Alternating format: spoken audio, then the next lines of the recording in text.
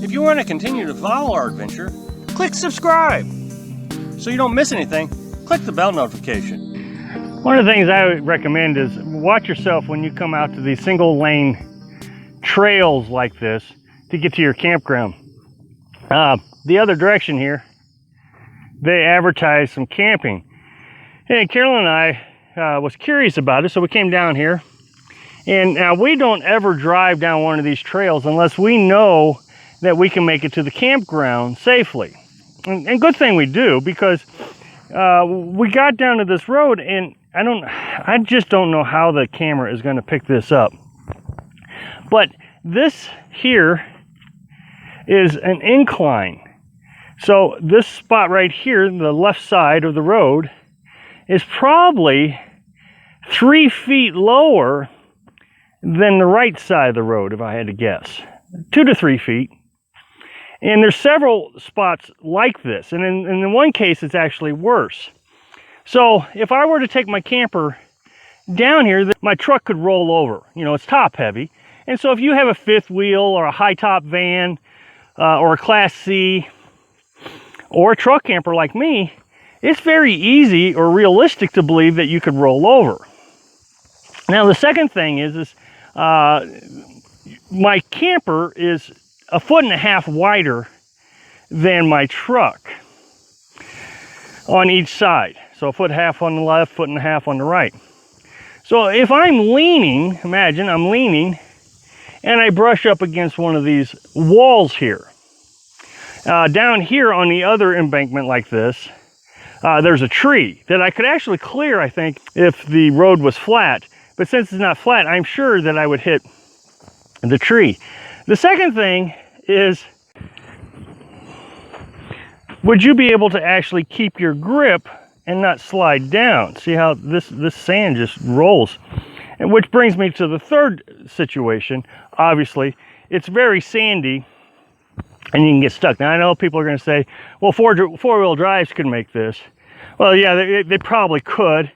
I would imagine that's what this trail is for four-wheel drives and ATVs. But most people who are going to do this lifestyle probably isn't going to have a four-wheel drive that are going to do my type of lifestyle. See, I know there's a lot of people coming here and say, oh yeah, I have a fifth wheel. I'm talking about folks that live in a van or a Class C. Yes, I know they sell vans and Class Cs with four-wheel drives. Most people don't have those. So what I suggest is that if you're going to come down to these old roads, you walk the path until you actually get to a spot where you can turn around. And then you can drive down, you know, go back to your vehicle, drive down to that turnaround spot and walk some more until you get to your campground. Otherwise, you're backing out on this small little trail, in this case probably 3/4 mile, a mile. That's a long way to back up a camper. So now that we're past the rough spot, just up here to the right would have been a turnaround spot. So if I could have gotten to this spot, we could have drove down here. Now what's neat is, not only is this a turnaround spot, but I could have camped here too.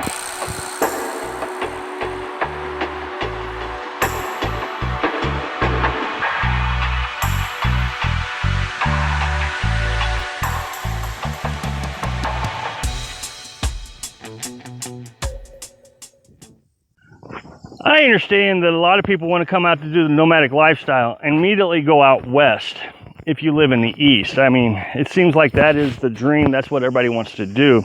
I'm really happy that I waited. You know, water and internet has been one of the biggest issues that we've run into living this lifestyle. And I think if we'd have come out west, it may have ended our nomadic adventure pretty early, because I can already tell that water and internet are going to be an issue. But now we've got a couple of years experience underneath our belt, being able to deal with minor problems in the east. Coming out west, we'll be able to deal with major issues, such as don't drive down this road unless you walk it first. Make sure you got plenty of water when you go for a walk. You know, I always take 2 bottles of water and run out my first bottle of water. I turn around so I have a second bottle to walk back with. Weather has been an interesting subject. Now, weather out west is completely different than out east. I mean, east, you deal with tornadoes, thunderstorms, high humidity. It's a different environment. But as a person who has lived in the east, Missouri, I knew how to protect myself from tornadoes. I knew how to protect myself from hail, thunderstorms, all those things. Here, it's just a whole different animal. In Woodbury, Arizona, there was 50,000 acres that had caught on fire. Woodbury, Arizona is 375 miles away from this location. But I open up the weather app and it says severe weather alert in New Mexico, Arizona. And the wind was so strong, it was carrying the smoke from the fire to this area. So almost 400 miles of smoke was drifting over here. I went outside about 10 o'clock to check on it because I could smell the smoke in the camper. I had the windows open, and I took my spotlight out and held it up, and I mean, it was like fog. So we went into the camper and closed the windows like the warning said, but we could still smell it. So I carry dust mask, and I carry those for my allergies. In the springtime, pollen is really bad for me. So when I wear the dust mask, it controls the pollen when I sleep, and my ears don't itch so bad, because that's what wakes me up at night is my ears. Well, so we put the dust mask on and was able to sleep through that smoke. So that might be something you want to consider. Woke up this morning, it was 37 degrees. I actually had to turn the little space heater on. We have a space heater, 250 watt space heater, and I just ran it on the generator. And it only lasts for a couple hours, and then it's right back up. Right now it's 60 degrees. The temperature here in New Mexico is really interesting.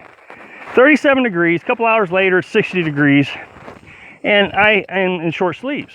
It's because I'm out in the sun. If I go in the shade, I actually get chilly. And so this dry air is what I guess it is. Thanks for watching. Click like if you like the video, and happy travels.